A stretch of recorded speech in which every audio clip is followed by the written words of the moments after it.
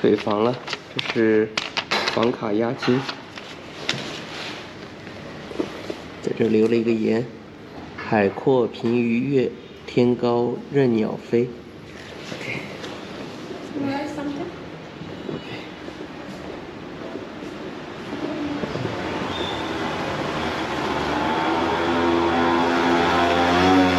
这个是什么情况啊？又下雨又出太阳，意思就是刚下过雨又出了太阳呗。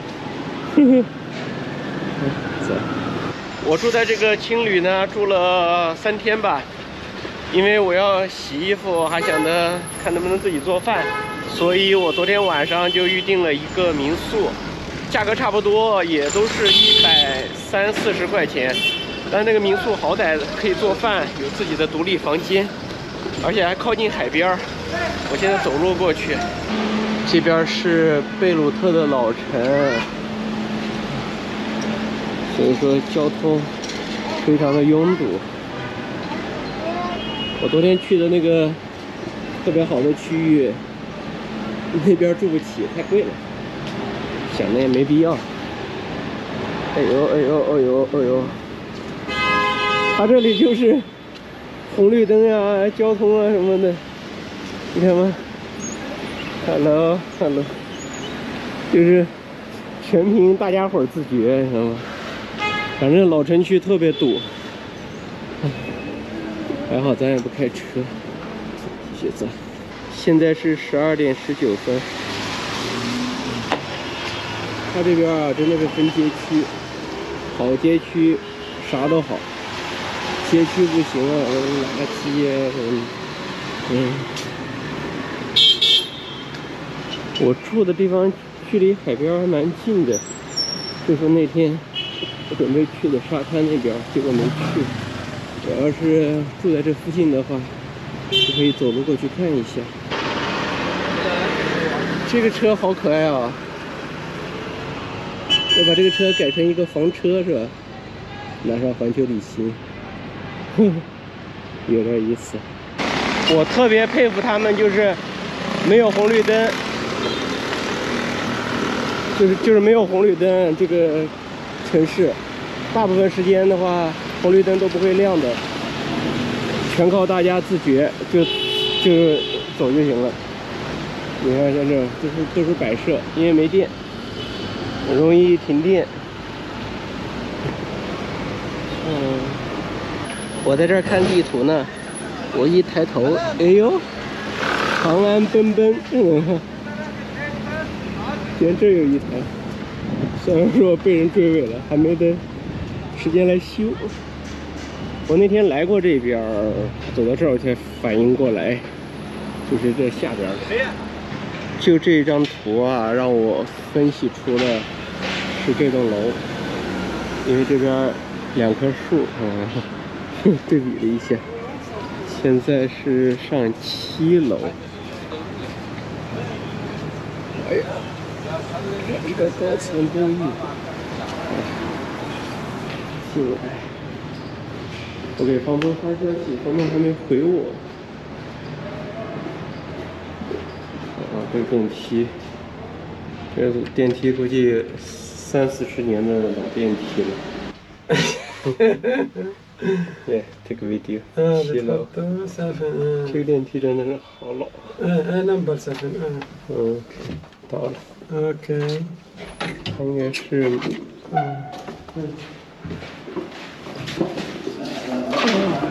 OK。好。蛮有这个艺术气息的。WiFi 密码是 ASD1234566 ASD。这手有问题还是眼有问题？我已经确定是这个门了，因为我连上 WiFi 了，但是还没人呢。我给房东发消息，房东也没回我。哎呀，这坐一会儿吧，上会儿网。总算是给我开门了，房东在睡觉。最后他收到我的消息以后，赶紧的给我开门了。这就是我预订的房间。加上这个服务费，一晚上大概人民币140块钱。准备出门了。喵，房东的猫，房东在睡觉呢。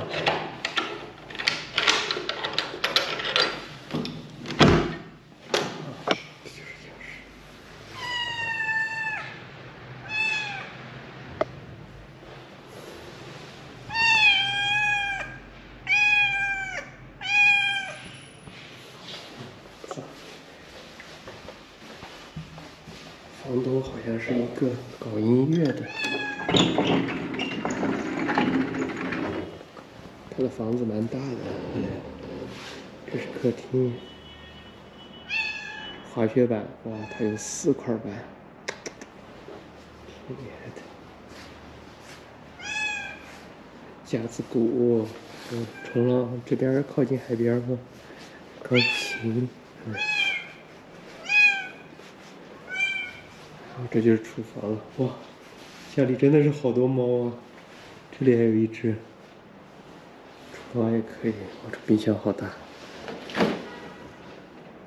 这个位置，我今天晚上买上一些东西回来，好，先出去。房东继续睡觉。来，这个应该是他自己家。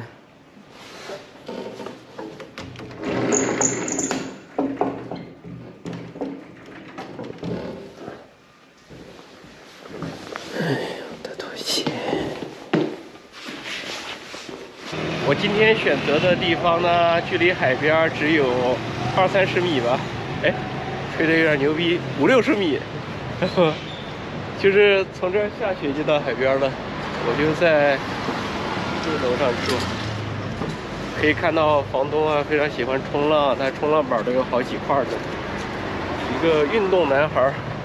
但是呢，白天起不来。昨天晚上我给他发消息预订房子的时候，大概扯到11点钟，敲定下来了，就是订房然后付款。今天早上他问我几点来，我说12点，结果我来了以后没有人，我还以为他出去冲浪去了，没想到他在家里睡觉。今天啊，海边的风特别大，哇！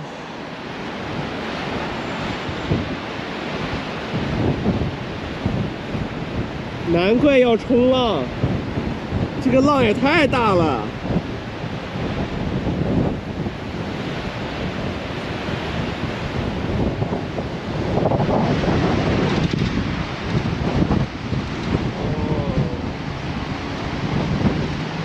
好大的风啊！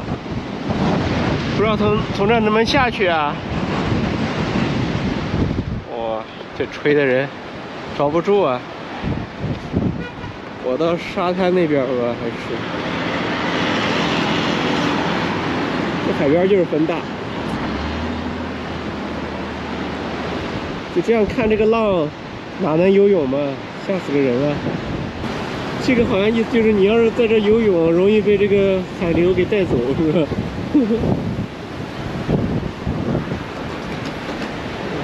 又来到了沙滩。哦，今天天气不好，显得浪特别大。Hello， 还有一个海龟。哦，这个浪真的好吓人啊！给我的感觉，这个浪有3米高。Hello， 感觉有个3米高的浪啊！现在是冬天，估计都停了。走，看一圈沙滩。这边就是贝鲁特最好的沙滩了。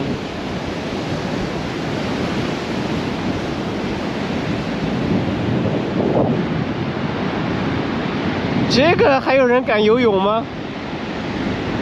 跟找死一样的，哇！这浪太大了，太大了。它这边啊都是海景房，但是我感觉这些被吹的也挺难受的，要天天这样子刮风的话，这海水没有说是多蓝，感觉就很厉害的样子。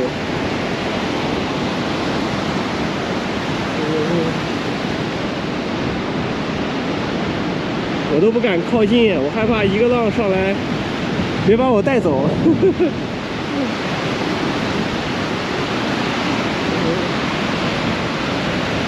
这浪真的大。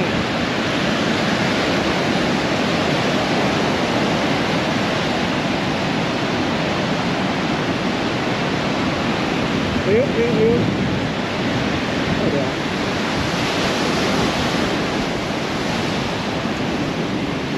雾都起来了。这餐厅不知道，哎呦。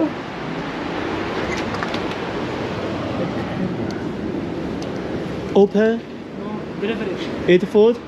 Delivery. 啊 Take away.？Take away? 哦，only take away. 哦，这只能打包了。再见。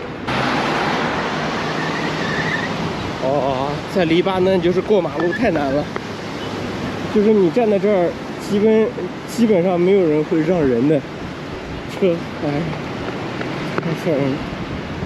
哎，还是去找吃的吧。就这种小糕点现在还有，就这个我点了几个，哦，他在做回炉，给个10万块钱的。Drink，总共花了24000块钱，那也不是很贵啊。买了一个饮料，看看怎么弄。其实我想吃这个披萨什么的，好像现在不做。就这种的。Here. Yellow. Thank you. Have sauce? Sauce. Yes. 来点东西。OK。这个我先尝一下这个，有点像我们国家的那种饺子啊。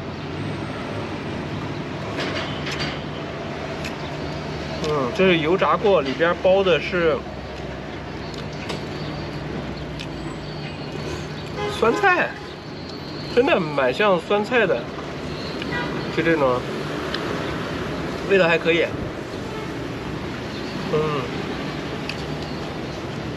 看一下这个，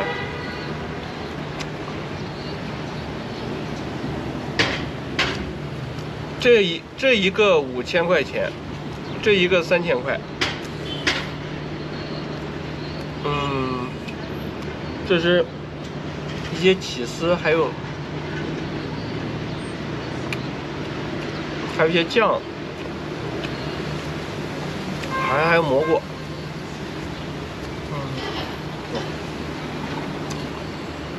喝个牛奶。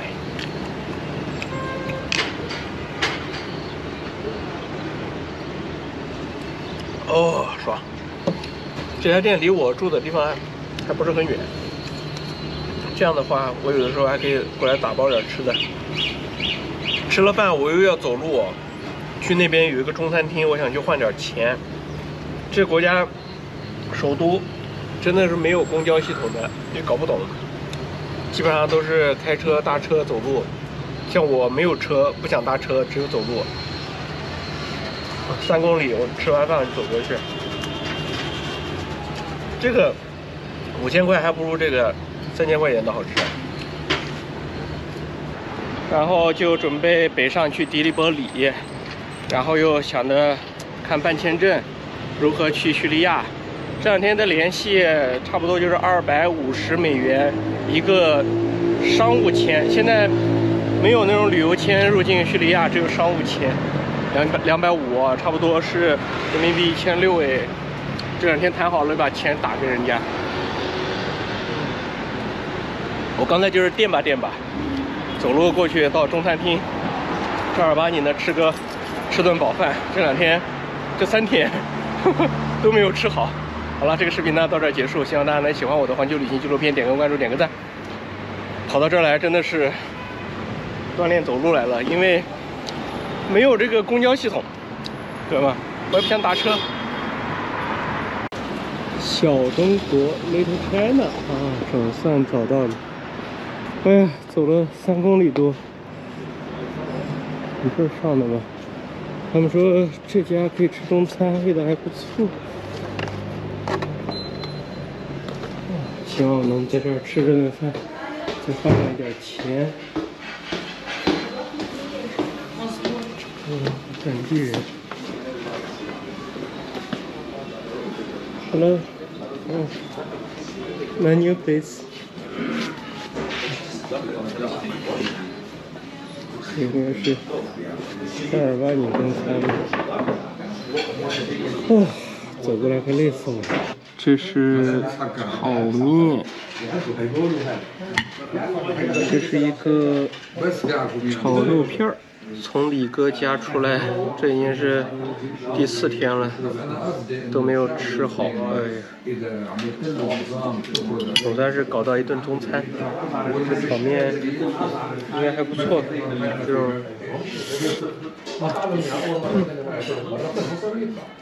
那再加个鸡蛋就更好一点。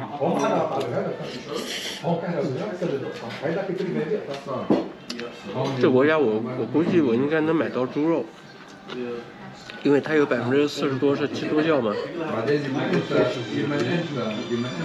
这是炒的牛肉。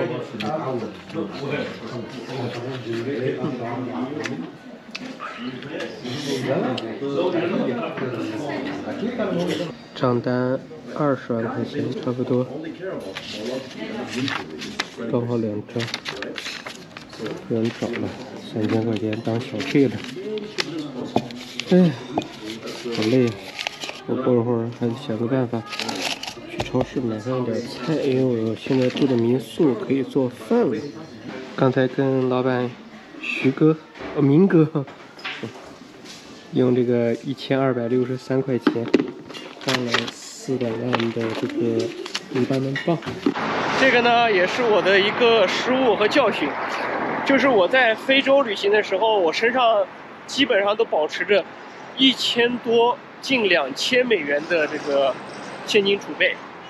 但是离开非洲以后呢，我就觉得没那么必要，因为有的时候住青旅啊，或者是去哪带那么多现金的话不太方便，容易被丢，尤其是去欧洲一些地方，小偷太多了。所以呢，我就把我的这个现金储备呢降到几百块，因为我认为就是这些国家嘛，哪都有这个中国超市或者中国餐厅，或者是能用银联卡取钱就比较方便。结果到了黎巴嫩呢，哎，这个国家呢经济崩溃，就是大家基本上都是想着手里头攥着美元，都不太想持有这个黎巴嫩镑，是吧？就没办法，就现在换钱是个事儿。我现在走路先往回走吧，过一会儿遇到钱庄，我问一下，就是如果我用这个黎巴嫩镑再到钱庄去反向的换，看一下多少钱。如果说汇率我能接受，大不了我就相当于是倒个钱，再到这个餐厅来换上很多黎巴嫩镑，然后再去用黎巴嫩镑到钱庄去换美元，只能这样子啊。我现在又在算账啊，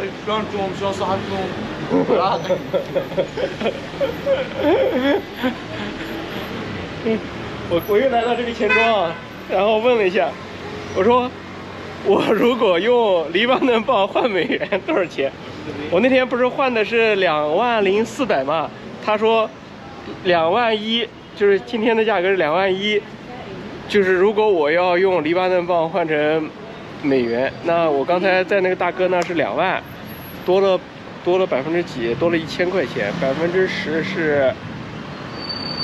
10%是2000，多1000是5%，这样倒一下的话，我要多了5%，我的妈耶，就相当于就是5个点的手续费，这样子搞，那谁受得了？等一会儿，我再冷静。还好现在人民币汇率对美元汇率现在的价格是6.32，然后乘以1.05。如果这样换的话，我的成本就要上升到6块6。那这个人民币最近的升值跟我没关系了呀，我还得赔一坨。啊，不行！哎呀，在国外真的，这个美元比什么都好用，知道吧？因为我旅行这么多，走了很多国家，可能到了欧洲那边或者靠近欧洲，欧元还有点用。你到了就是离欧洲越远，这个欧元越没什么用。有的人家就不搜，知道吧？你看我住那个店，我说我用欧元付可以吗？他说不可以，我们只收美元。然后最后你看我那天我不是用欧元换美元，美元再去换这个那个黎巴嫩镑，就来回捣鼓，对吧？大家到这个国外来旅行啊，你真的能体会到这个美元霸权。真的，这个全世界啊，只要有动乱的地方，美元就非常吃香。你看黎巴嫩，因为它的这个经济崩溃了嘛，货币通货膨胀，然后老百姓都不相信他们国家的货币，所以说呢，每个人都手里很想赚很多的美元，因为他们会觉得我挣这个黎巴嫩镑没什么用啊，这拿在手里多一天都有可能变成废纸。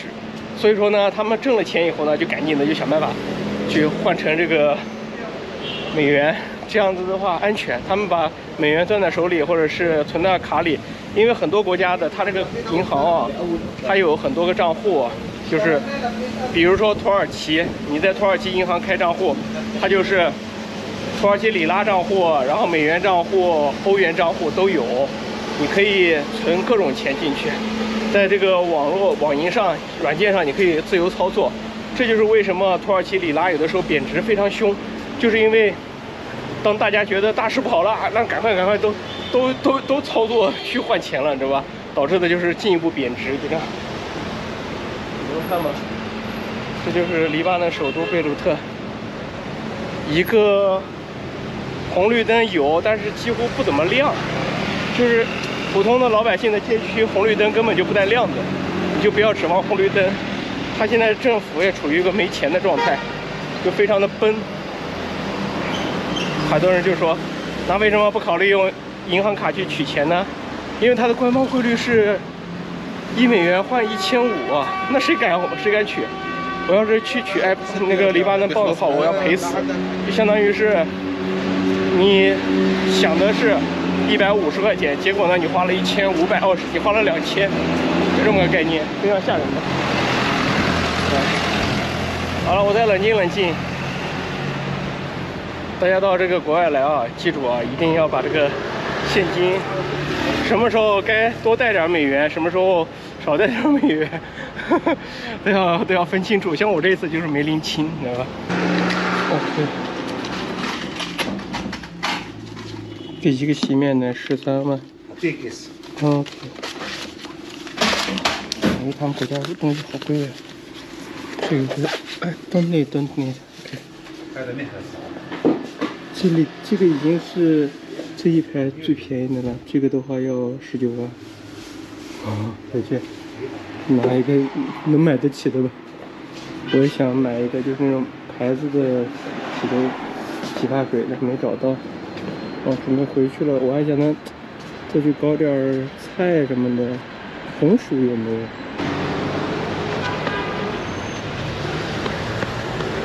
这就是我在黎巴嫩首都贝鲁特的日常，基本上红绿灯有是有，但是不亮，基本上都不亮。就是有钱人生活那个区域，就特别好的那个区域，红绿灯倒是亮。像我们这边真的不亮，大家真的是处于一个自觉的一个状态。接着刚才的话题啊，就说这个我一个中国人，你看我在国外，哎呀。为了点这个美元，这搞得焦头烂额。你看走路过去3.7公里，走回来3.7公里，花了7公里多，才搞到了一个如何能换到美元的一个信息，明白吗？6块6啊，你以为呢？哎，就说我所认为的，我们的路真的是还蛮长的。等什么时候啊，我们能用我们国家的银行卡，就比如说我们用银联，可以在全世界这么多个国家，每一个 ATM 机上都可以插卡取钱，那时候就好了。或者是说，我们的这个交易系统是吧，能在这个全世界是吧，能扫一扫，立马能去付款，那也舒服了。就等到那一天，然后就是可能很多国家都会相应的，就是说在大街上，并不是说是除了当地文字，还有就是英语什么的，可能说是哎能多一点这个中文了。我觉得那个时候才是我们国家强大的时候，就是属于一个真正的完成了伟大复兴，让我们中国人呢站在这个世界的顶点，这样努力的，真的，这不是说是一句口号，真的是要靠10几亿人，可能再努力个，可能几十上百年，因为现在这个世界，尤其是西方或者是非洲或者是美洲很多国家的，他们的法律也好，规则也好，玩法也好，体系也好，全部都是西方人制定的，我们都是在这个框架内生活，就是现在没办法，对吧？是，你看，但凡有一个国家想要跳出来，那就会被制裁，对吧？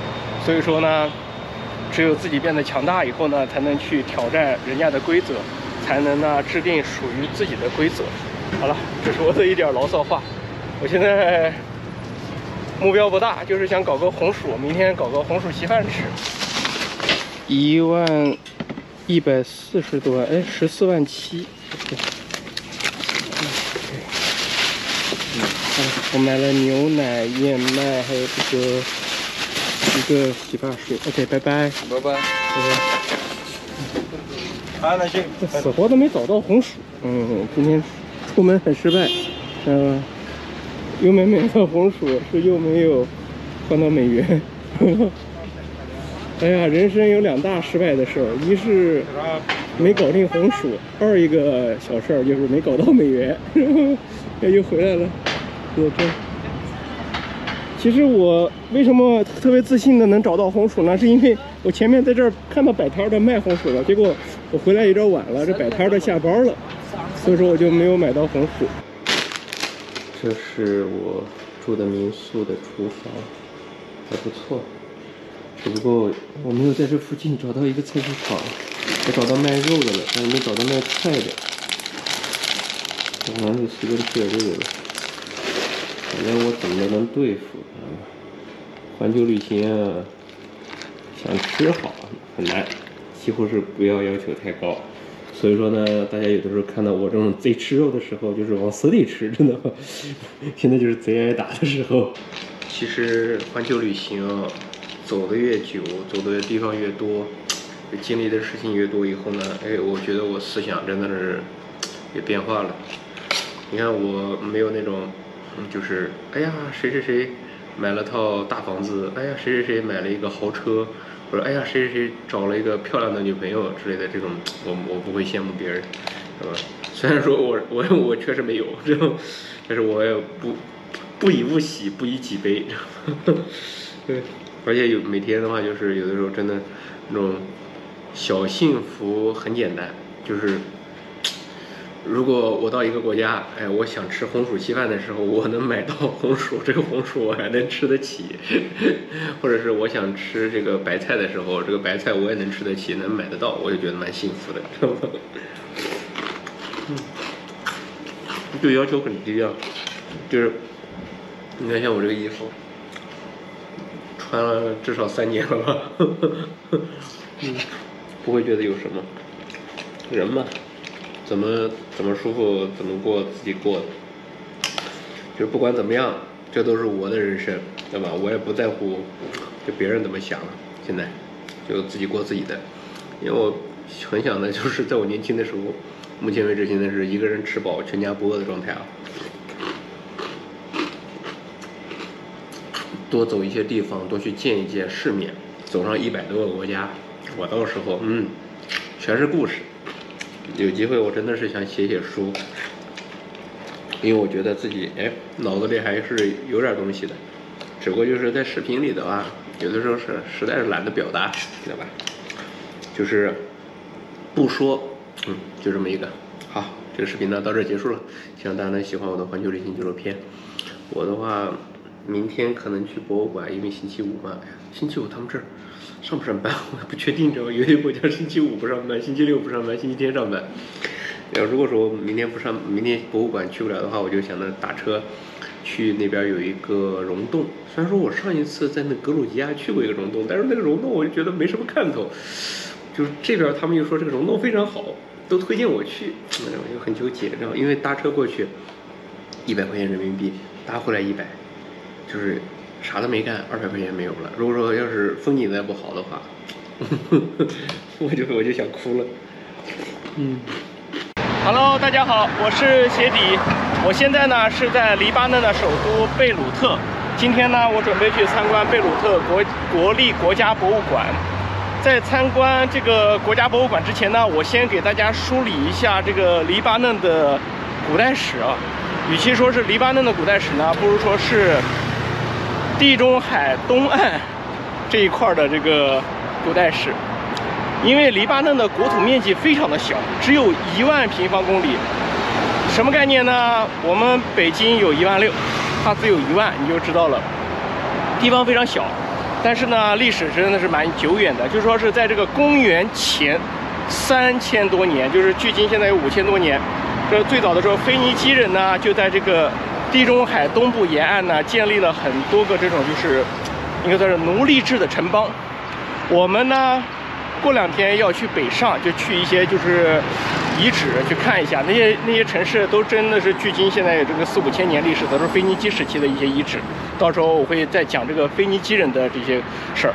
继续说，就是腓尼基人呢，他非常的聪明，就是说擅长航海，因为这边呢是得天独厚的一个港湾，他呢会利用自己的这个先进的航海技术，把这个中东地区的一些就是说。比如说他们国家的雪松，或者是香料，还有一些是染布，还有一些东西，贩卖到哪？贩卖到北非或者贩卖到欧洲去，获取了很多的利润。但是呢，因为这个国家有钱，地方又小，他又守不住，所以说呢，周边的这些大国，但凡有一个大国崛起了，都顺势的就把它给占领统治了。就比如说，他就陆续的就是被这个古埃及统治，然后呢又被亚述统治。亚述那时候给大家说过嘛，就是伊拉克北部是吧？那个，然后呢又被巴比伦统治过，然后呢又被亚历山大统治。大概到了公元前64年的时候呢，这个地方呢又正式的纳入了罗马帝国的版图。大家也知道，就是说在4世纪的时候，罗马帝国不是东西罗马帝国分家吗？那时候也给大家讲过，狄奥多西皇帝。然后呢，到了就是说这边呢又划归了东罗马帝国，划归东罗马帝国呢都不成拜占庭帝国，就这样子。拜占庭帝国呢走向了就是衰落以后呢，大概到了1516年的时候呢，奥斯曼人就是土耳其人呢又占领了这里。土耳其人呢统治这里还真的是蛮久的，一直统治到18世纪，知道吧？好了，这个大概就是这个地区的一个简短的一个古代历史了，是吧？过一会儿呢，我们进去啊，应该会看到很多，就是我所说的什么古埃及呀、古希腊呀，然后什么就是罗马呀什么的各种元素的一些文物啊，这都能看得到。因为这个地方真的很小，就是一个巴掌大的地方。现在看到的呢是这个国立国家博物馆外表啊，看这个位置，看那个柱子，看到了没有？这个柱子。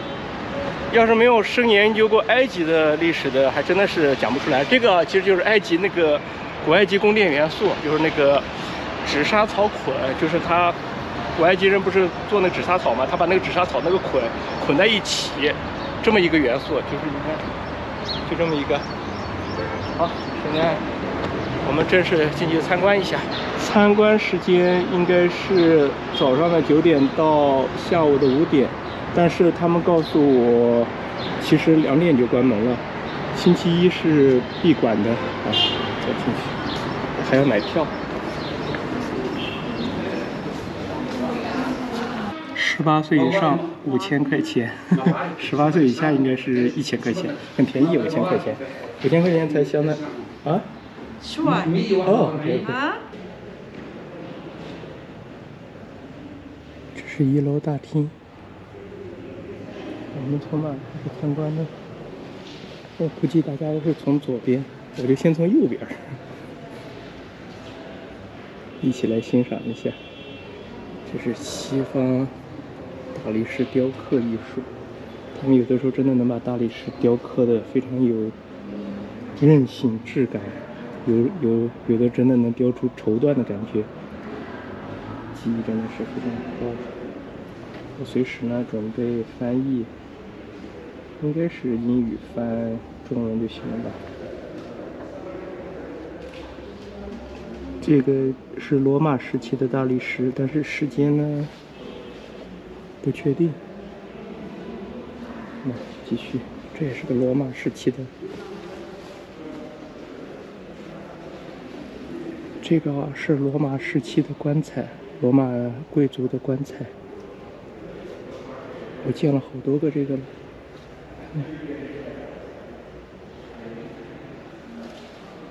这应该是两口子，看到没有？这是两个贵族，他们应该是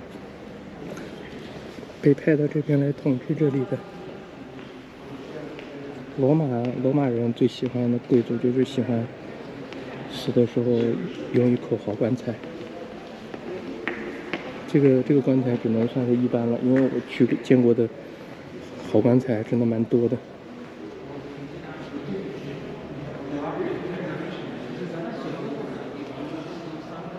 这是罗马时期的，因为黎巴嫩地区真的是非常小，所以说这周边谁强大了都统治它。这也是罗马时期的大理石。罗马人，你看罗马人的元素，罗马帝国确实厉害。罗马帝国如果说就是公元4世纪的时候，它没有分裂，就是那个狄奥多西皇帝也没有说是，哎呀，我把这个皇位一个传给大儿子，一个传给二儿子，最后搞成了东西罗马帝国。我估计会更强大。当然了，那说的走。你看这个是不是就有那种沙的质感了？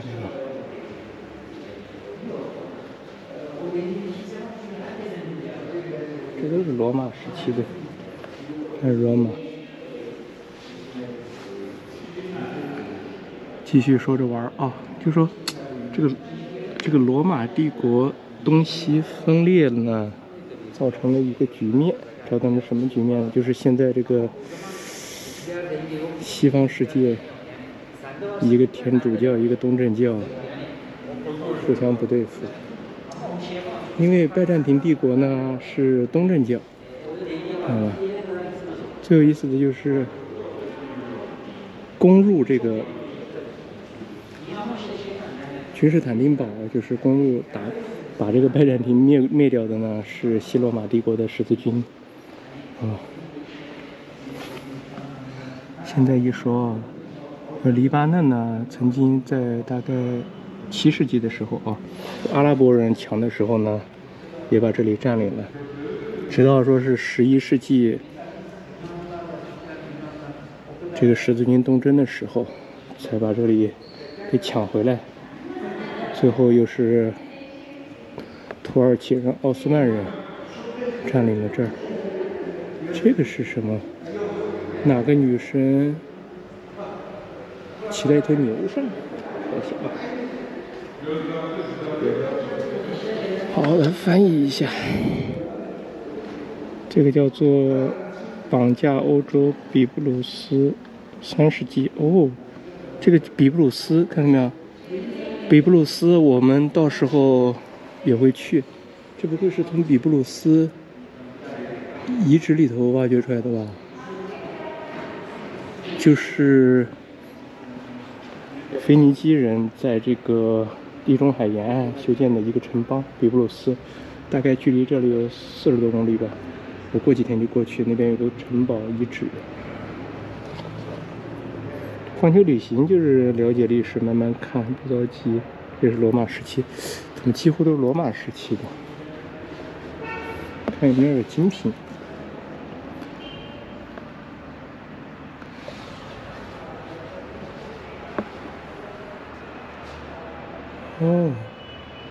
这个是个什么神兽？上面是不是骑了个豹子？是不是？这是豹子吧？有一个人拿了一个戟一样的，然后躺在一个豹子身上，这个有点意思啊。这应该也是比布鲁斯的，我估计，也是比布鲁斯的，对，马赛克比布鲁斯，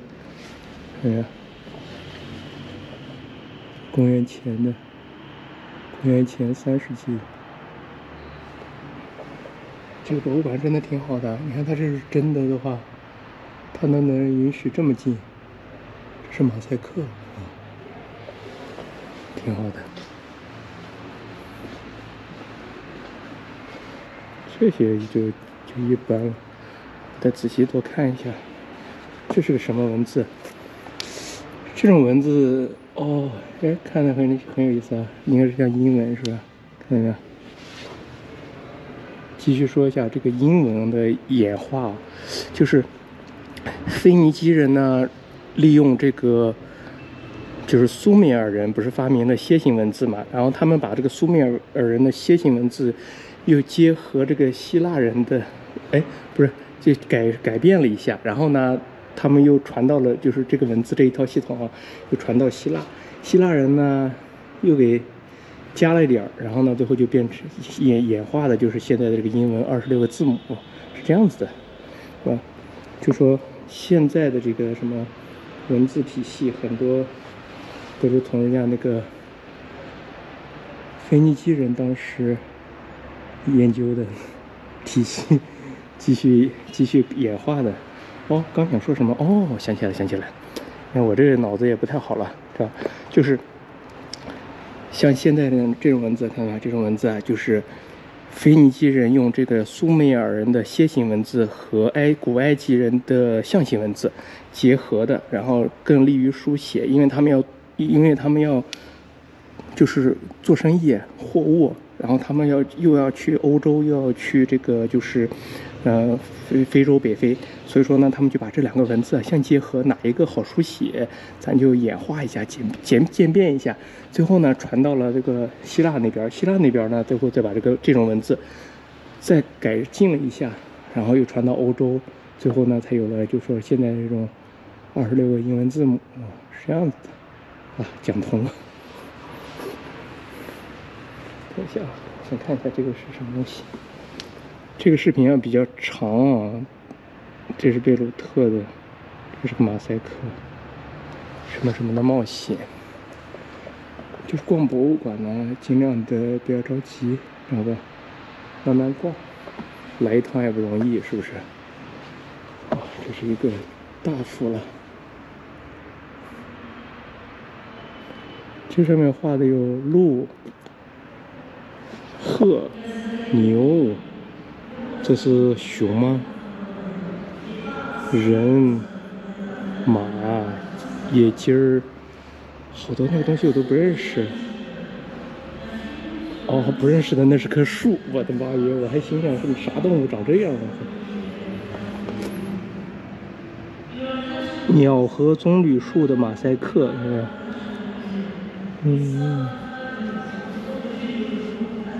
黎巴嫩这还是有点文物的，人家有历史。我来欣赏了，视频长归长，来一趟不容易，知道吧？尽量的都看一看，3下5除2就看完了，没啥意思，知道吧？这是个啥东西？母狮子，公元前6世纪。不说母狮子，我还以为是一个啥动物呢？它这个真的是有点像巴比伦的那个艺术风格啊！我那时候去巴比伦也看到是这种的，知道吧？就是这种表现形式，这种颜料的感觉。你们看我视频里，我去那个巴比伦，我也看到过一幅，不过它应该是个公狮子，这是个母狮子。毕竟这里真的是受了很多，就是古代的大帝国的一些影响，好吧？马赛克，好，1楼我估计就差不多了，准备去2楼看一下。这些都是石棺，这都是棺材。到那边没去了。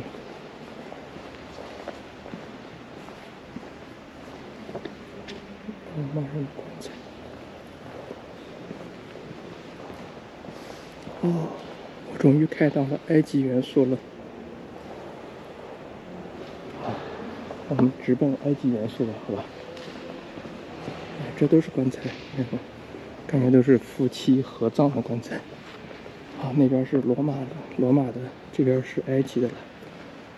看到没有？这是埃及的方尖碑。如果这是真的的话，这是什么时候啊？看一下，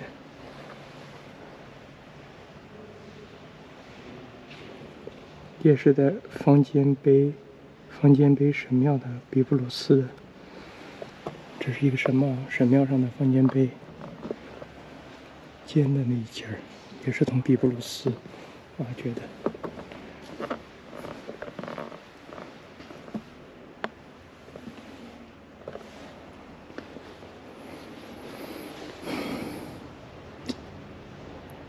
公元前18世纪这啥东西？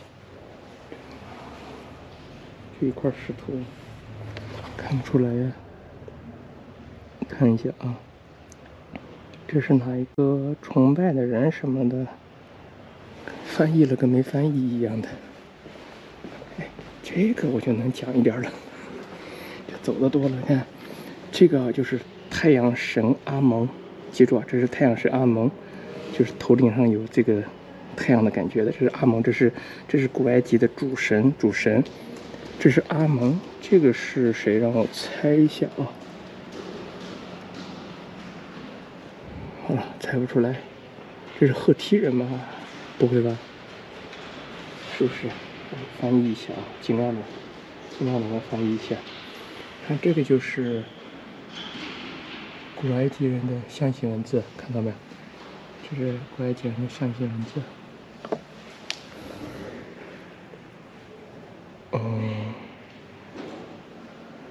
哦，拉美西斯二世。哦，这拉美西斯二世。那这个就是拉美西斯二世，是古埃及历史上最出色的法老，拉美西斯。这个是阿蒙，他应该是得给阿蒙展示自己的能力吧？是。拉美西斯，大家到这个埃及去，你会发现哪里都是拉美西斯，拉美西斯火车站，拉美西斯这个拉美西斯那个的，这有可能是拉美西斯的媳妇儿，真的有可能。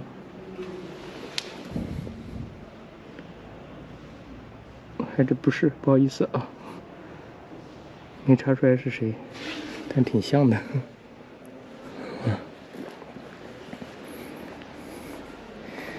刚那边呢摆的是一些这个罗马人的棺材，你看这个就是古埃及人的棺材，他们都是喜欢用这种石棺。这个棺材啊，不是说是里头直接性装木乃伊，装什么贵族或者法老，它是这个棺材里边还有1、2个小棺材，最后呢中间可能是个木棺材，是这样子的。然后这个棺材也不是说是外边就是直接埋土，它不是的，它有的时候是外边还有一个石棺，可能外边还有个石棺，就是那个俄罗斯套娃一样的套好几层，知道吧？这样子的。你看，我们都是随口讲，没办法。这是个啥？一起看一看，这个应该是那个神殿的一个小模型呢。我们去看一下精华部分，就拉美西斯。如果说大家想了解拉美西斯呢，最好是去埃及，就是去那个埃及的阿斯旺那边。阿布辛贝神庙，你就可以去看一下。拉美西斯给他和他老婆修的那个神庙，真的是太神奇了。每当这个拉美西斯的生日，太阳就会就是透过那个大门照进去，照到拉美西斯的这个雕像上，就那么神奇，知道吗？所以说古代人，尤其是古埃及人，他们对这个天文历法他们研究比我们想象中的要更加的深。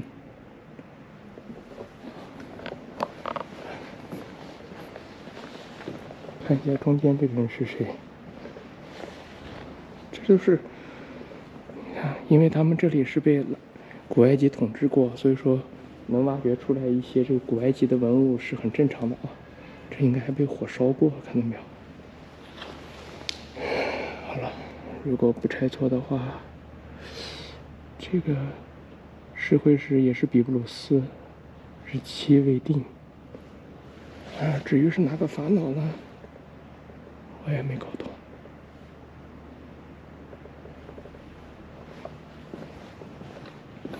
这个怎么有意思？这是一个宫殿柱子的一个墩子吧？应该是啊。公元前5世纪的大理石的一个柱底。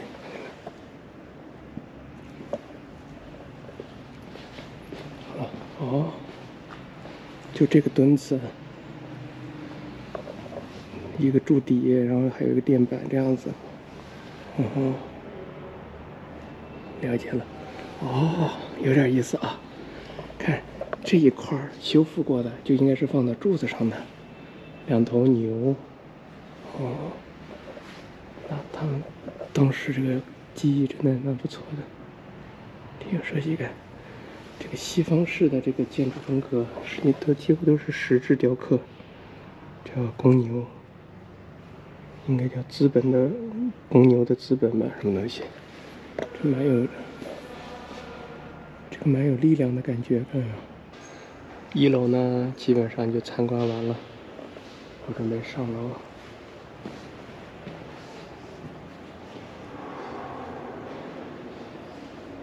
这是啥意思？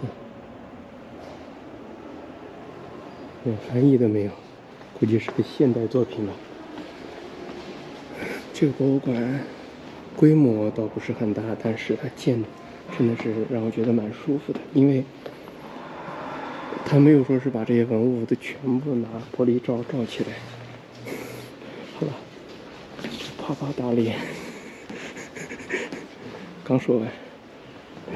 玻璃罩来了，当然了，这可能是因为比较小的文物，害怕我们搞坏了，是吧？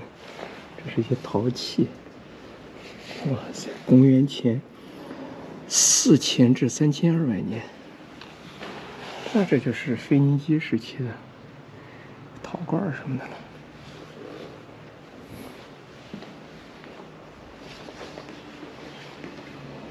这个历史我翻译一下啊。我英语好的，直接看了就。像我们英语有点渣，实在不好意思啊。不行，这个翻译有点乱，我到时候拍下来，我回去自己看。就这样子，回去慢慢翻译，慢慢了解，不着急，知道吗？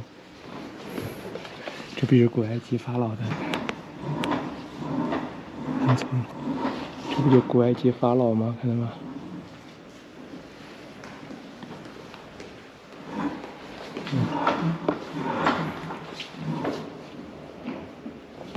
哎，这个我也能讲一讲。看，这个是阿蒙，然后这站的就是小的，就是法老，知道吧？他呢象征的就是说，他的权利是神赐予他的。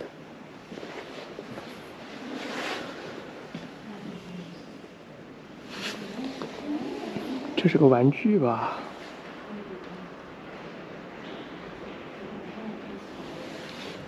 小孩的玩具。这是烧制的牦牛，看到没有？牦牛。这个人类啊，基本上社会进化都差不多，发现啊，石器时代都有陶器，然后青铜器、铁器，是吧？然后又进入了封建时代，然后农耕文明，最后又是现代文明。几乎全世界哪个地区在古代，就是几千年前，大家可能互相都真的是不太交流，真的。但是你发现没有，就是说很多地方它这种陶器、这种画等的东西啊，感觉都差不多，真的，就陶罐啊什么的做的感觉都差不多，这个让我觉得很神奇。就是公元前5、6千年前，你说他们的设计的款式啊，感觉都差不多，是不是？这是人类骨子里基因决定的吗？还是怎么回事？这真的是我到现在其实也没完全想明白，知道吗？这是金子吧？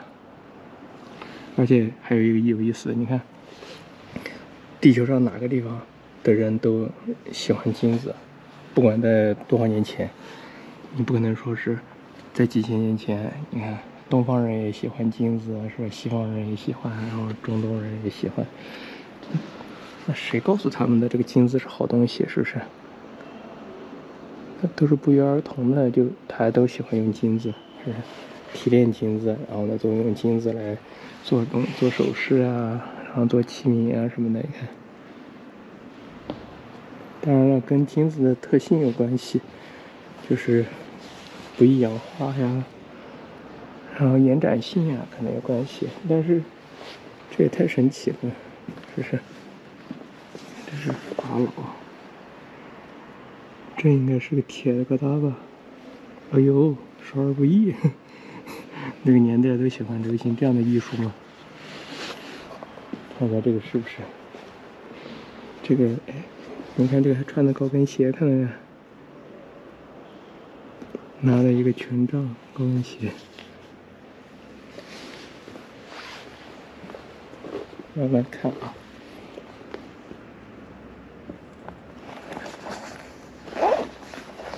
这小人儿，我天哪！等一下，我看一下，这是不是腓尼基人的特色了？我等一下翻译一下。男性青铜雕塑，这应该是比布鲁斯，那应该就是腓尼基人的这种特色了。怎么感觉眼睛跟三星堆的有点像的感觉？看那个，看到没有？看，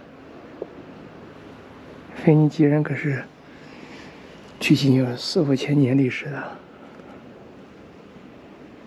他们喜欢这种头尖尖的帽子吗？什么东西？很神奇啊！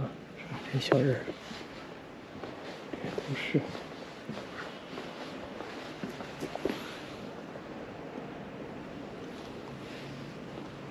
这应该也是比布鲁斯的吧？那我这个比布鲁斯，我肯定是要去的。看得到了，青铜时代的小吊灯，灯什么的，有没有那种大件儿？看一下。像这种陶罐，你看，我觉得在我们国家也是出土的，也是这样子的，大概设计感都差不多。这个锁子厉害啊，这不是锁子，哦，这个好先进。这是一个可以移动的放大镜，可以让我们看到这上面的文字。来，一起欣赏一下。哦，这样子啊，哦。设计理念真的可以，哎，我喜欢这个博物馆，这还有互动。你看这一块也是，这是那个楔形文字啊，这个。虽然说我不认识他，但是我知道他。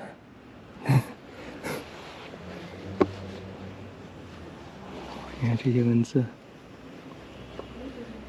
看一下，哎。你们看这个050是不是？看它050，看它有点像，是不是？这是箭头吧？上面刻的一些文字。像这个呢也是。等一下，因为这应该是腓尼基人的文字体系了。等一下，看一下。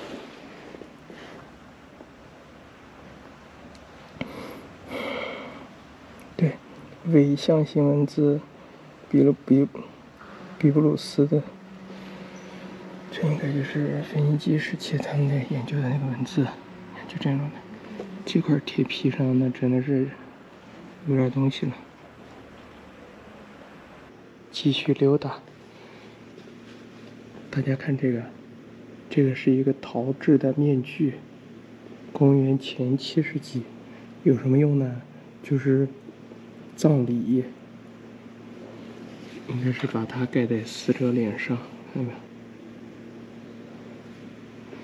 我估计有钱的就盖金子的，没钱的就盖陶制的，这是个什么意思？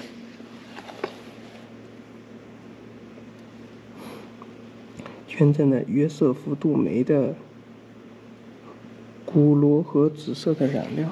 哦，对，这个说到这儿我就想起来了，就说腓尼基人呢，他们会把这个让人奴隶，他们的奴隶下海去找这些螺，把这些螺呢，最后他们有一些螺里有各种颜色，然后他们有想办法用从这个螺里提取这个颜料，染这个布，染了布以后呢，颜色就非常好看，然后呢再去卖，这样子挣钱。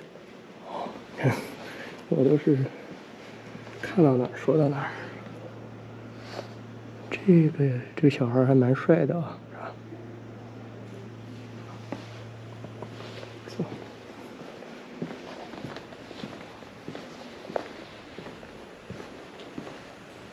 这都是罗马时期的一些精品的雕塑。这些呢是一些精品的首饰，看看都是金子的。这一串可以，这一串是一个石头包了点金，看到没有？这个也行。它这也提供这个放大，这是红宝石吗？放大一下，然后我放大了，也就是我能看见，应该是红宝石。这上面这个石头上还刻了一些字儿呢。这个呢是石英矿，就是制造玻璃的原材料。因为这边呢陈列了一些这种玻璃制品。看这，像这烧杯了什么的，感觉是做实验一样的，看到吧？这都是罗马的事，让医学发达。玻璃制品，葡萄美酒夜光杯啊，是不是？琉璃什么的。这边是一些面具，这是陶制的。旁边呢还有3张这种精致的面具，然后刚刚不是说了吗？有钱的说不定就盖个金的，没钱的就盖个陶的。这是黎巴嫩的地图，然后我现在呢在的地方就在这里。然后刚刚说的比布鲁斯，看到没有？比布鲁斯，然后迪利波里，就这样。真的不是很大，全国1万，北京16000。这个都是金手镯呀，这么多，这太有钱了吧？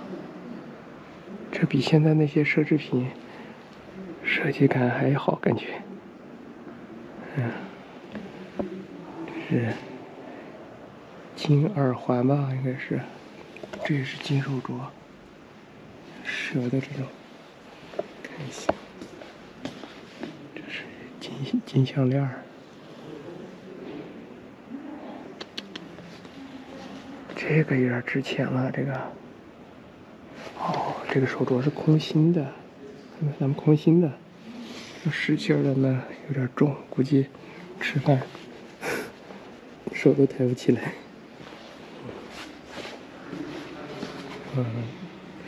人家说他们烧制这个陶器的能力就不行，制瓷工艺一般般。这玩意儿，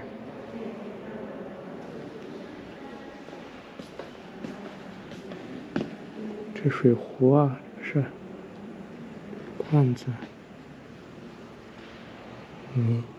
好，基本上这个博物馆就差不多了。因为毕竟地方不大，你看它1万平方公里的国土面积，还出土了不老少东西呢，就是哪个文化的都有，很有意思吧？好了，这个视频呢到这结束了，希望大家能喜欢我的环球旅行纪录片，点个关注，点个赞。就是一个博物馆啊，总共拍摄了差不多有30分钟。这个为什么要这么长呢？是因为我本人呢确实是蛮喜欢就是说这个东西的，因为就是拍的越长，其实它这个播放量肯定不会太高的，因为很多人他不太喜欢就是历史啊，或者是这些文物啊，什么博物馆，他不感兴趣，知道吧？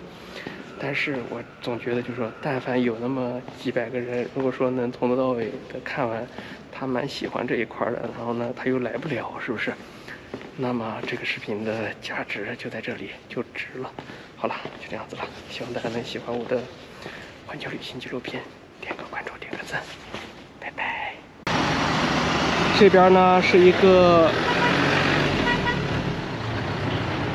多条路的汇聚口，1、2、3、4、5条路，而这里呢是没有红绿灯的，有红绿灯但是没有亮。我到黎巴嫩首都贝鲁特玩了4天了，建工作的红绿灯就建了2次，其他的时候都不亮的。你看大家都靠自觉，我真的有时候挺佩服他们的这个开车能力的，就是红绿灯啊都没有哎，他们照样开，而且人也到处骑着摩托走。我永远都在挑战他的这个交通规则，因为没有红绿灯，基本上只有好些个街区才会有警察执勤，一般的街区就没有了，就全靠大家自己研究吧。就这样子。我现在想找个地方吃点东西，这边过马路真的是好累的，我已经习惯了。我想找个当地人，就是看起来干净一点的餐厅。他们公交系统啊，真的是有，但是就这种车搞不懂，它只会标一个15、16、20几。你看，就比如说这个车，它标了一个24。然后至于去哪到哪，我也搞不懂啊。像我们的外国人，只有说是搭车才行。但是这个的啊，我也不是很想搭，因为太堵了。就是像那就是的，它这个出租车什么牌子都有，什么型号都有，什么年代的都有，知道吧？只要是立个牌子就是出租车了，很有意思。我现在往那边走，找地方吃饭。这边终于好一点了，是因为有一个应该是交警吧？你看他穿的是这个一个反光背心儿，他在指挥了一下交通，不然的话真的会堵死的。它红绿灯都有安置，但是没有电，因为特别缺电啊，动不动就停电。你说我去过的国家真的蛮多的，第一次遇见首都连红绿灯都不开的。全靠一个，全靠一个交警在指挥，不然真的是要崩啊！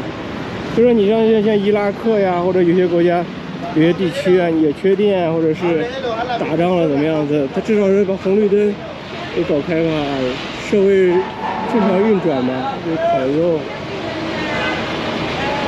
还有的地方会需要用水，像这是送水的，就是这种送水的车啊，满大街到处跑，然后有这些房子、居民楼送水。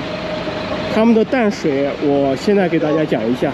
刚才呢看到了淡水啊，我就说一下，它这个淡水一点都不淡，咸的。就是我这2天住的那个公寓，我如果说拿水去刷牙，你明显感觉到这个水是咸的，它是海水淡化水，但是淡化的不完全，一股咸味儿。而且我去过的国家不少啊，也去过非洲的很多国家。沿岸呢也有可能有些国家它是拿这个海水淡化让你来就是使用，但是也没有那么咸的，这个是真的咸，就感觉一碗汤里加了勺盐，喝吧就这样的，你根本没法喝的。所以说大家，我们那个公寓的那个主人，他们喝水啊、煮饭啊、干什么都是用的矿泉水，就包括我也是喝的矿泉水。我到这个黎巴嫩来，感觉真的这个国家真的是一言难尽，知道吧？人啊，真的蛮不错的，就是也友好也善良，挺不错的。但是他因为这个长期的，就是说经济的这个崩溃，导致的这个老百姓的生活真的是蛮不方便的。网络也不是很好。我现在每天如果说想上传视频的话，就用流量，因为我住在那个公寓的，它那个网上传速度大概每秒就是100多 K， 一个视频要传8个小时，我一天要传2个视频要16个小时，根本不可能。所以说我就背着电脑出来，寄希望于过一会儿吃完饭以后呢，我找上一个这个星巴克或者找一个咖啡厅，网络能好一点，能上传一个视频，不行的话我就充流量。这个国家之所以导致成这样子的原因呢，还主要原因就是他们自己内部的不团结。他们一共就600万人，然后分了很多个派系，就是他们的穆斯林也分派系，他们的基督教也分派系，知道吧？就是这么一个，所以说不团结导致的。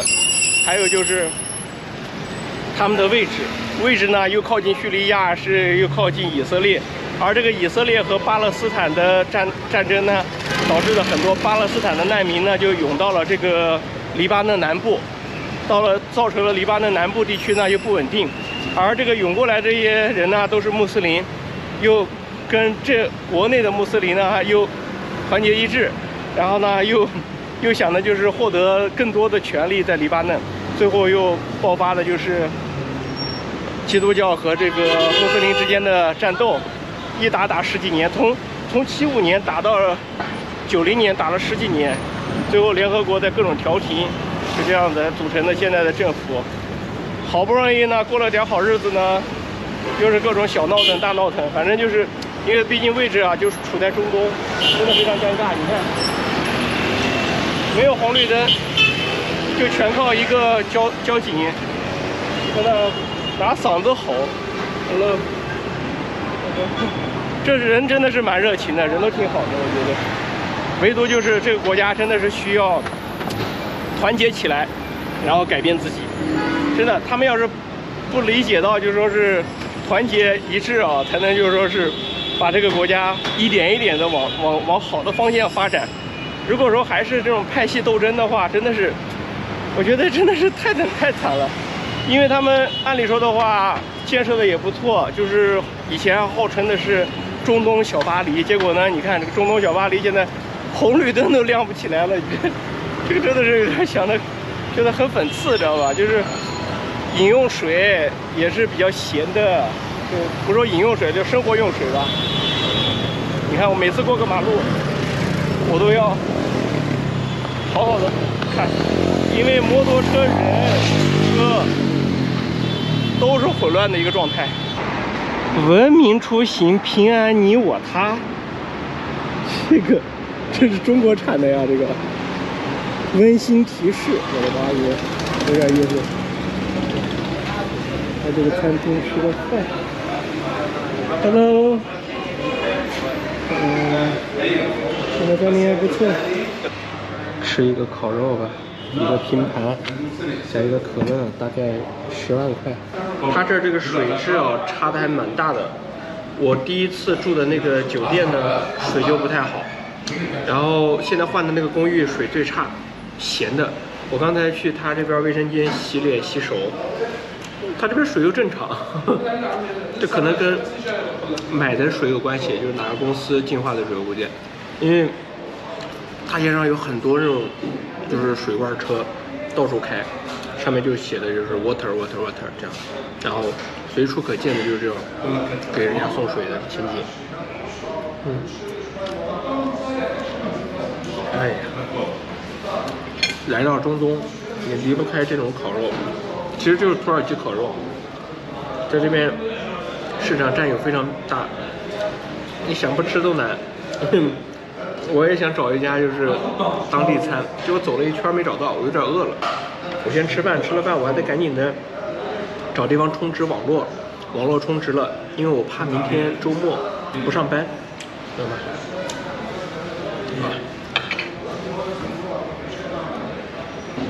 看，送水的车看到了吗？就这样。It's just this video. Okay. Video? Yeah, this video. What's your name? Lee. No video. My name is Muhammad. I am from Syria. Australia. I am from Lebanon. Lebanon. Bangladesh. Baghdad. Bangladesh. Huh? Bangladesh? Bangladesh, India. Bangladesh. Oh. Near From India. Oh. Oh, yeah. Okay, okay. Give Thank you. me. Yalla. Okay. Okay. 好 ，OK。 One hand. One hand. 刚才那个大哥好有意思，他呢是开了一个手机店，我问他就是充流量嘛，因为我这个里头呢还有2个 G 左右，就不多了嘛。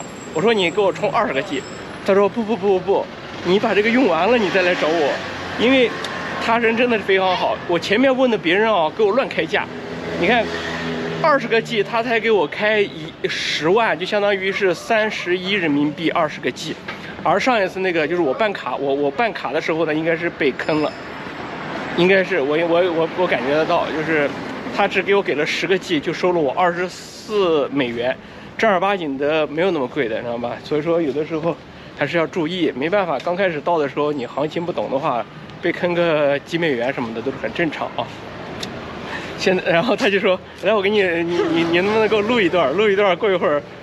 就是WhatsApp 我发给他，我说好，行，我过一会儿回去把它剪了以后发给他。明天的话，我用完以后，我让他直接给我充30个 G， 我估计也就是个15000左右。这边流量还是蛮便宜的，但是 WiFi 真的是不行。我过一会儿现在走路去海边，还是去那天去的那个，就是星巴克，去那边坐一会儿。现在没什么事儿干，明天我应该就要离开首都了。我想着一点一点的北上，把一些就是地中海沿岸的一些古迹走一下，差不多就有2个点儿，去完以后就到迪利波里。我呢已经是申请了这个叙利亚的商务签，他说今天是周5休息，明天帮我做，估计1个星期下签，下个星期下签，下签以后呢，我就能陆地口岸入境叙利亚。我在叙利亚应该可以浪个半个多月吧，应该问题不太大。这就是卖水的，我们送水的，water， 生活用水，这就是黎巴嫩特色。就到海边了，还是到海边来看一会儿大海。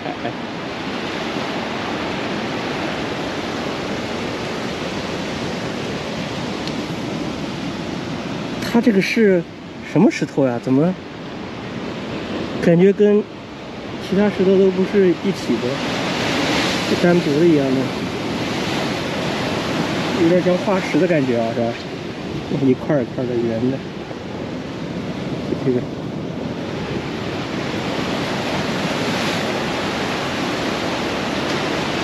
哎呦，看一下。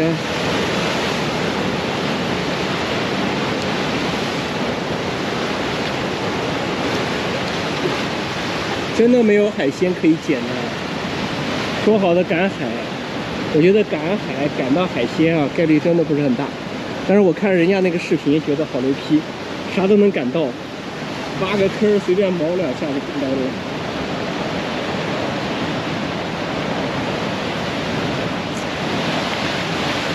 这佩服曹操呀，人家看个大海还能写个观沧海，东临碣石。以观沧海，水河淡淡，山岛耸峙。哪像我们这样的凡人，哎，浪真他妈的大，没了，知道吗？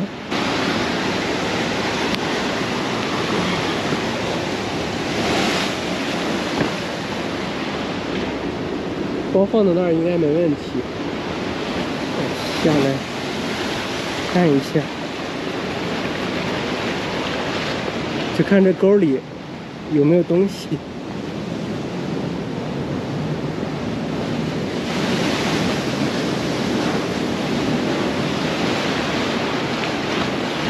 真的没有啊，不是假的没有啊。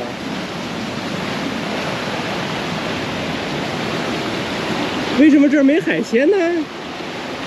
谁能告诉我一下原因？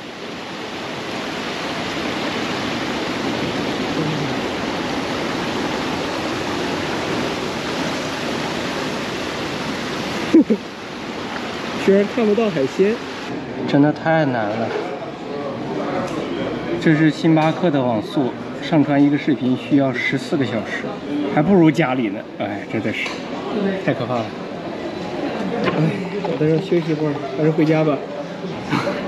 东方小巴黎好像扒不动啊，它的基础设施建设，还有公共服务、电力啊、供水啊、空气啊，就包括网络，真的赶不上伊拉克，真的赶不上伊拉克。你们千万不要觉得伊拉克怎么样，伊拉克真的是旅行体验非常不错，什么都挺方便的。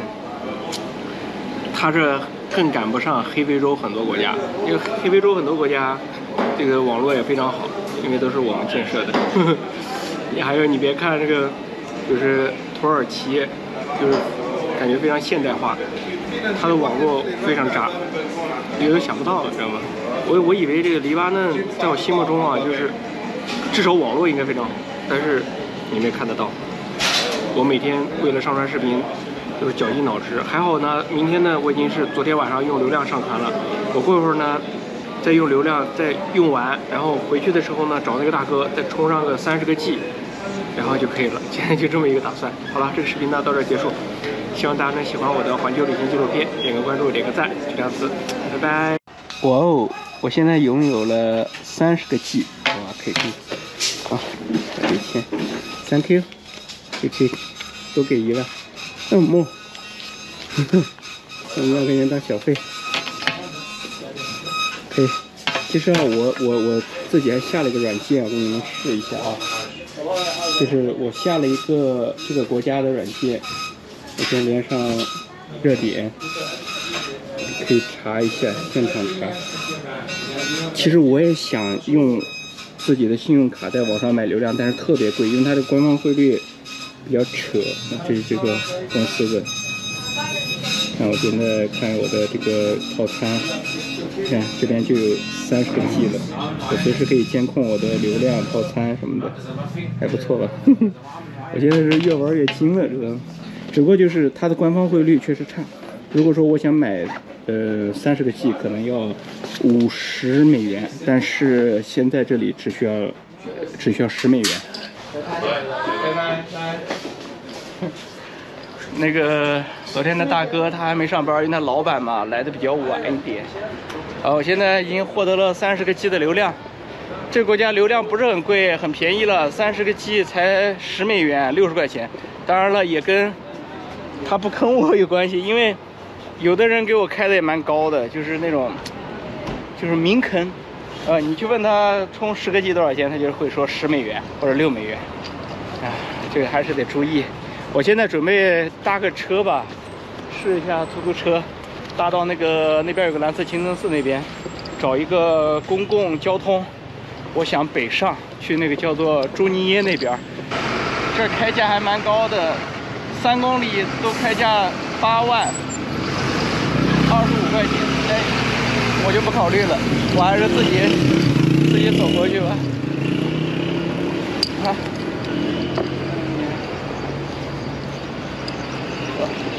就当热身了，过一会儿看能不能找上一个早餐店吃个早餐。市中心居然还有这么好一个公园，而且是有人打理的。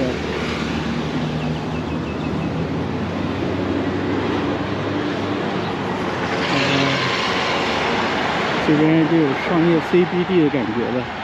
这家店真的是不错呀！我昨天路过的时候，我就特别想吃这个三明治。因为它的食物感觉到非常的干净啊，整齐。这店刚上班啊，在收拾呢。比如说，先吃一个。this one sandwich, yeah, sandwich。我来一个他端出来的炒鸡肉的这个三明治，sandwich。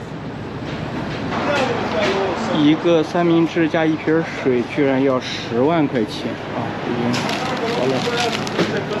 对，就在这儿吃吧。走了1公里多，还有个1公里多呢。先吃点东西，我怕那边不太好搞吃的。如果坐车，可能又要个1个小时。一会儿先吃饭吧。这国家这个物价真的说不准，有的东西感觉好便宜，有的东西可能好贵。像这么一个鸡肉的三明治，在有的国家也就是10块钱左右，这边要31块钱。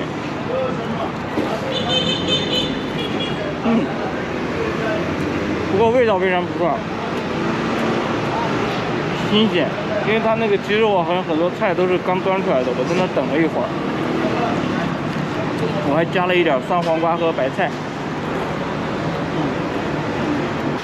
这还有送柴油的，应该是给厨房吗？还是怎么回事？好了，吃饱了。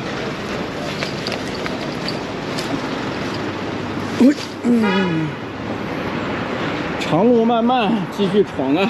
有了流量我不慌。这是贝鲁特的国旗，这个就是雪松，这个国家盛产雪松，我估计就是这个，这应该是这种树吧，雪松。说古代的时候，这个腓尼基人就出口这个呢。贝鲁特也有很多个山头啊。那边就是著名的蓝色清真寺。我问了一个中国小哥，他说在那边就可以坐到车，我现在走路过去。这是联合国在黎巴嫩的总部啊。这是个什么造型啊？这一个混凝土打的一个球，架这么高，这有的时候不太理解，这。想不明白，这黎巴嫩首都街头很有意思，它好多这个垃圾桶它是焊住的，就不要让人家使用，你们不要扔到垃圾桶里。好了，到这个蓝色清真寺了，应该那个小哥说的就是那个停车场那儿，我就在这个停车场这边问了一下人，这个巴士他要去。这个小哥会英语，翻译了一下。这个司机说可以带我过去，他好像是一个公司的车。OK，I can go up。OK， 大概就是5万块钱。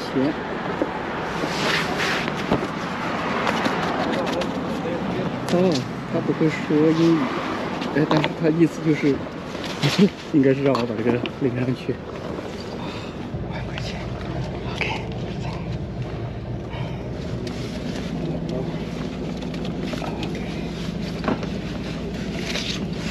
放不下这个，很齐。好热，太热了，12点了，我都快热死了。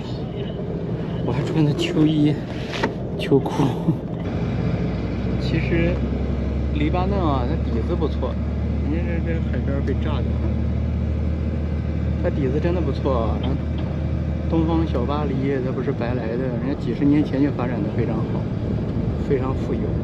只不过就是说是70、80年代、90年代就闹腾到现在，最近倒是消腾了。那是因为国家是穷了，再折腾真的是没东西了。一共的话就是10几公里路，就沿着这个海边走，一会儿就到了。到了以后我还得找地方住。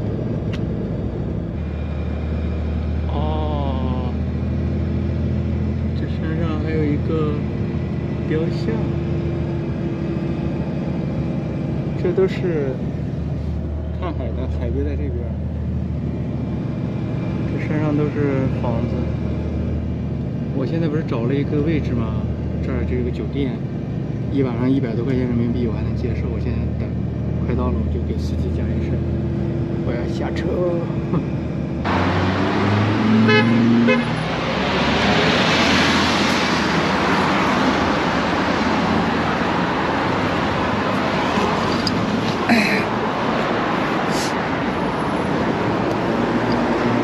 就差不多就是这附近，我要去那个酒店。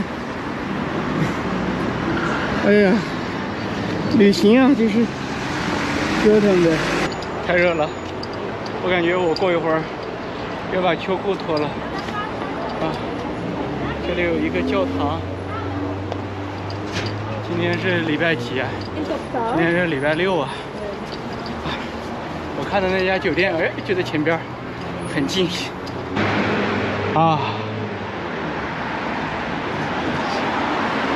是这里的，我还没有订呢，在网上，我先问一下，说不定便宜点呢。就这个酒店看起来蛮不错的，是吧？可能是有点老了。我刚才跟那小哥沟通啊，我说一晚上多少钱？结果他告诉我30美元。结果我在网上一看，2晚上就是1节课班2晚上，我付了45美元，用信用卡付的，应该是已经是刷出去了。他现在在等这个 I'm already booked. You can check. Yeah, my reservation. 要等他来确认，因为他这边订单已经确认了。好的。I can check in now. Check in. OK. 好了，他已经确认了。有那么难的进去，应该是电脑上操作的。OK. You sure it's booking? Yeah, booking. Hotel.com or Agoda or booking. Yeah, booking from booking. 啊，房卡拿上了，他居然给我给了2张。他说1张是电卡，1张我可以拿上，放在身上。哎呀，过会儿给你们讲，很有意思，这个房子订的，就是在国外订房啊，真的还是需要一定的这个智慧。就是他那个小哥儿，他会说你在网上查多少钱啊？然后我说我查2天才45美元。他说哦，那你可以现场支付50。我说我在网上查45，为啥支付50？他说啊，你现场支付是有税的，怎么样的？我说不干。然后他有点是想忽悠我，知道吧？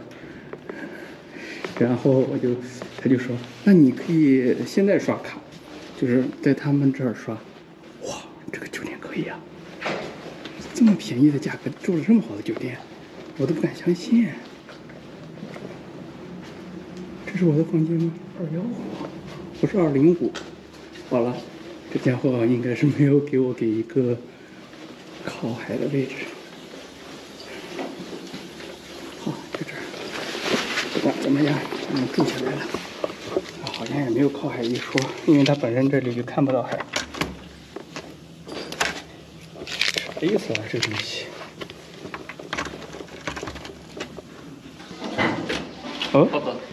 ？OK， 这是个啥高科技啊？人家一下子搞开了，我他妈怎么都搞不开。我这上面写的 WiFi 密码呢？你们知道为什么我没有选择住民宿吗？因为民宿好贵，也是100多块钱，同样100多块钱。而民宿的话，他们普遍的 WiFi 都不太好。我是总结出来的。哇，今天倒是赚到了。我也好久没有住过这么好的酒店了，就100多块钱啊！继续讲刚才那个故事。然后我说不，我说是我的话打算用这个中国的钱支付，在网上支付。那小哥一看，算了，因为我们要是订这个订单啊，它会被这个就是 Booking 啊或者平台会抽一部分的提成走服务费嘛，它会被抽走。啊，这个窗帘好像也不需要拉开了。外面看的有点糟心啊，是吧？然后他就很想让我现场给他支付，就是现金的美元。我说我没有现金美元那么多，有的时候不要着急啊，你到了跟前了，肯定是网上的便宜，是吧？不可能网上的贵，这是我总结的。但是我有的时候还寄希望于能便宜点的付个黎巴嫩钱，因为我有蛮多的黎巴嫩的钱。就是他们都不太想要，就这个国家的人都喜欢收美元，至于黎巴嫩钱，真的不太想要，不能抱有太大希望。0.1兆币差不多就是110来 KB 每秒，半天都不带动的，连的是 WiFi 啊。还好我还有30个 G。我现在呢连着是热点啊，手机热点用的流量2.3兆币每秒，这可以，这大概一个视频20-30分钟就能传完了。这环球旅行啊，真的像我们这个行业全靠网络不行，真的是太恼火了，你活得很累，你剪视频上传视频耗费很长时间，有的时候晚上半夜你还得一直在上传，你还得有个时不时的醒来看一下有没有错误或者断网也怎么样的，很多幺蛾子。像这个国家的这个 WiFi 啊，就是 WiFi 不行，但是流量便宜。你看我30个 G 也就花了10美元的，还可以能接受，知道吧？最坑爹的，我环球旅行走了这么多国家，最坑爹的就是埃及。埃及它你充20个 G 只能用9个 G 至10个 G 就没了。然后我1个月在埃及流量费用花了将近1100块钱。所以说我那个时候我就觉得埃及不适合待，赶快跑，太坑爹了。埃及是走过的国家里头，这个啥都坑，就是它的官方的那个运营的通讯商就坑你，知道吗？你换一个运营商，他还是照样坑你，没辙的，这是大家普遍反映的，不是说是我一个人说啥，你们以后有机会去了就知道了。埃及那个运营真的是，还有一个就是我在摩洛哥被困的时候，1个月也是要好几百块钱的流量费，那个时候。不行，其他的都还凑合，知道吧？正儿八经的网络好一点的，其实黑非洲那边，因为他们都是新的嘛，都是中国的中兴、华为过去建设的比较好，这个网络还可以啊。休息会儿，洗个澡，这才1点多，把这视频上传完发布了，再出门。